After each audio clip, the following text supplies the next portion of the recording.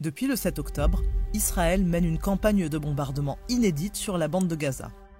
6000 bombes ont été larguées sur l'enclave les 6 premiers jours du conflit. C'est un peu moins que ce que les États-Unis ont envoyé sur l'Afghanistan en un an, ou proportionnellement la Russie sur l'Ukraine en 6 mois. Je récapitule, en 15 jours de bombardement de Gaza par les Israéliens, il y a eu l'équivalent de un an de ce que les Russes ont envoyé sur les villes ukrainiennes. Oui, à peu près.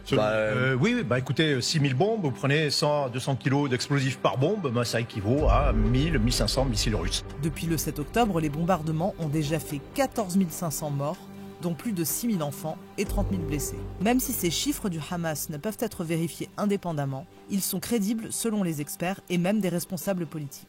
Nous pensons qu'ils sont très élevés et très franchement, il se pourrait qu'ils soient encore plus élevés. Le niveau de destruction est sans précédent. 45% des bâtiments endommagés, 279 écoles détruites, des camps de réfugiés surpeuplés en grande partie pulvérisés. Si on prend l'exemple de la frappe sur le camp de Jabalia, dont la cible était, selon l'armée israélienne, un responsable du Hamas, mais qui a fait, semble-t-il, entre 50 et 70 morts, il est facile de déterminer le manque de précaution. Même chose pour la privation pour toute une population d'eau, d'électricité, de nourriture, de médicaments. Il semble clair que ce sont les civils qui étaient visés. Les dégâts sont comparables à ce qui a été détruit en 4 ans en Syrie.